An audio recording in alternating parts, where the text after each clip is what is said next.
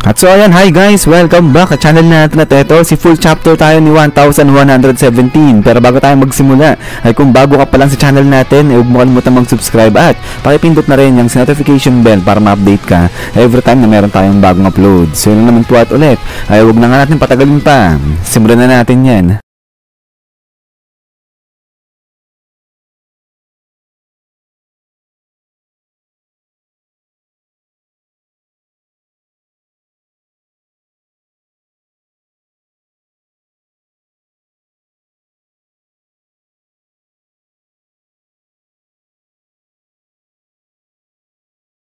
At so dito nga magsisimula sa may Pirate Island dahil eto mga pirata na to ay medyo nagkakagulo nga sila. At ang sabi nila dito na ibig sabihin yung mga treasures nasa may kailaliman ng karagatan. So ibig sabihin parang gustong mag-dive ng mga to para makuha yung mga treasures na yun. Pero ang sabi ng ilan sa kanila ay kapag ginawa nila yan, magiging pagkain lang sila nito ng mga sea kings o ng mga sea monsters dyan. Saka isa pa, ang lalim masyado ng karagatan, 200 meters nga raw yan. So paano yung gagawin nila? So yung iba sinasuggest ay di ba nga meron daw mga bangka o mga barko na kaya mag-dive sa ilalim ng tubig. So parang katulad siguro yung sa submarine nga nila lo, pero napakamahal nun. So kaya nasabi nila mukhang kailangan ng araw nila ngayon na magsimula na manligaw na ng mga mermaids na nga na to. But then after nito ay talo naman dito yan sa side nila Cricket at nung mga kasamahan niya pa. At tinatanong ni Cricket ngayon itong kanyang crew kung sino sa kanila yung may gusto sa panibagong expedition. So parang pinaplano ni Cricket na mag-dive din doon sa may kailaliman ng karagatan. Pero may kita nga rin dito na pati etong sila Don Creek, etong si Jean at saka etong si Pearl na to nandoon din sa may Pirate Island. Tahimik lang sila na nakikinig sa broadcasting ni Dr. Vegapunk. But then ay after dito ay biglang talo naman yan sa side na ng Swords member natin. At etong mga to nandoon sa may hospital nagpapagaling na o nagpaparecover na. So etong si Kobe punong-puno ng bandage yung katawan niya, pero okay naman na etong si Kobe, masigla-sigla naman na siya. Pero sa kabilang banda ay etong si Hibari ay medyo napapaisip nga siya. At sabi niya nga dito kay Kobe, medyo napapaisip siya doon nga sa broadcasting ni Dr. Vegapunk. So si Helmepo ang parang naiisip niya yung about sa One Piece treasure. Pero eto si Kobe sabi na nga dyan na talagang matindi, malupit etong mga secret reveal nga dyan ni Dr. Vegapunk. So kaya etong si Prince sabi na nga dyan na baka malaman ng araw nila yung kasagutan sa mga tanong nila. Pero eto biglang salita dyan etong si Kujaku, sabi na nga dyan na eto na yung panahon para kumilos sila o para mag-step up sila. So dito habang nag-uusap-usap etong mga to ay may kita na nga na etong si Drake nagbalik na siya galing dun sa may Wano. Pero nandun siya sa kanyang sariling private room at nagpapagaling na rin etong si Drake dyan. So may kita na etong si Drake puno rin ng bandage yung katawan niya dyan. At pero maganda naman na raw yung kanyang recovery dyan. So grabe, parang antindi talaga nang natamo nito ni Drake dun sa may Wano. Pero yun nga, tahimik lang dyan etong si Drake. Pero ayan, pagkatapos dito sa side nila Kobe ay talo naman dito yan kala Smoker. Dahil itong si Smoker ay may kita nga na nagmamotor na siya at tinatanong niya through Denden Mushi itong si Tashigi kung nasaan na siya. So sagot lang itong si Tashigi, sabi na nga nasa may General Hospital sila.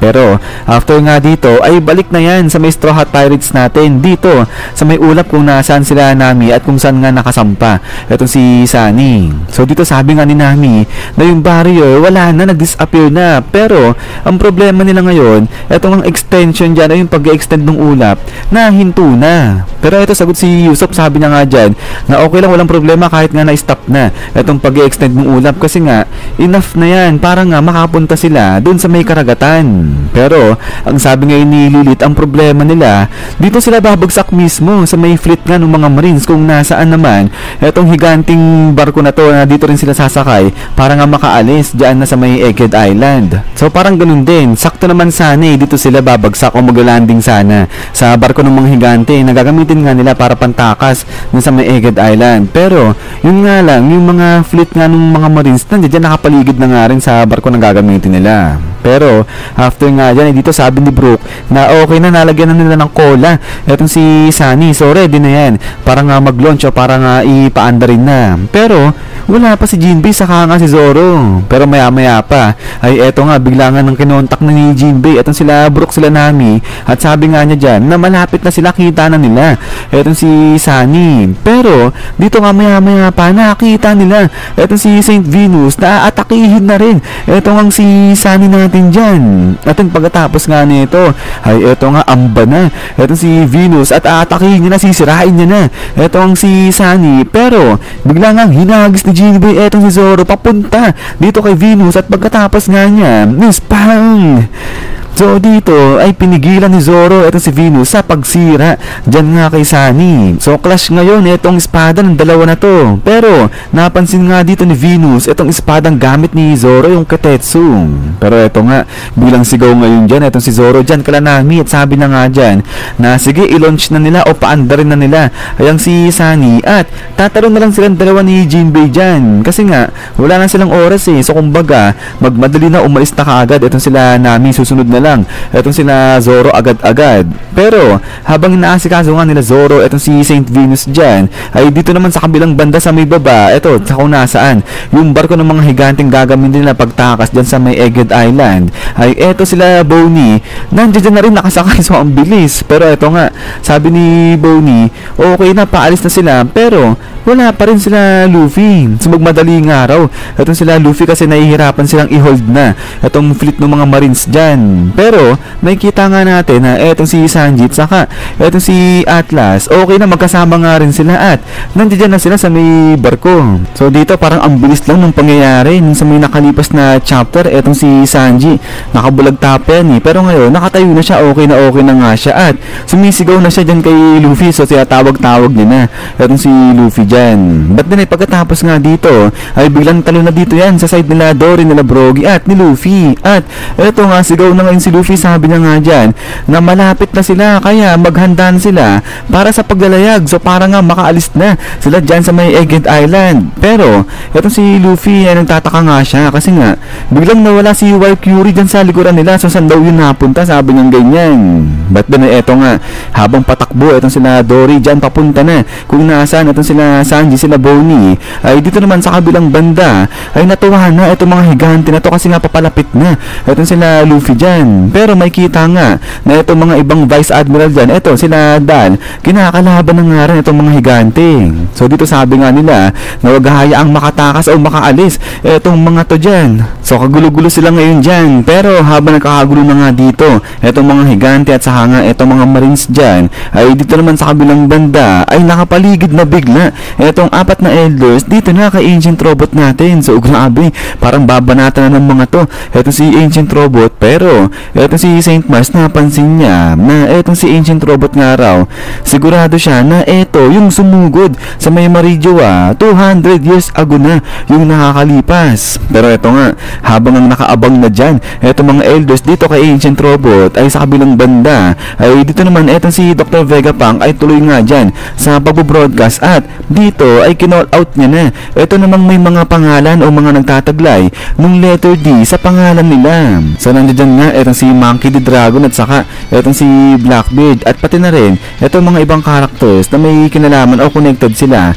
dun sa iba pang mga tao na may letter D sa kanilang pangalan. So etong si Sabo akala ko ay D-clan din to, hindi pala nakasama lang siya dyan o sinama lang siya ni Oda kasi nga connected siya dun sa mga characters na may nagtataglay ng D sa pangalan nila. So si Luffy at saka si Ace yung naisip din ni Sabo. But anyways ay eto nga sabi ngayon dito ni Dr. Vegapunk na para naman dun sa mga tao na nagtataglay ng letter D sa kanilang pangalan ay sa kanila ay merong mo. At eto nga biglang napatigil etong si Dr. Vegapunk pagsalta niya ng mo dahil biglaan naman etong si Valkyrie biglang inatake niya, tinuro niya etong si Iron Giant dyan kaya biglang napatigil yung broadcasting ni Dr. Vegapunk. At dito nga tuluyan ang nag-stop etong broadcasting ngayon ni Dr. Vegapunk at yung huling nasabi na nga lang dito ni Dr. Vegapunk ay yung salitang mo. So pagkatapos nga niyan is yan guys, so hanggang dito lang itong chapter na to. At so ayan, matindi.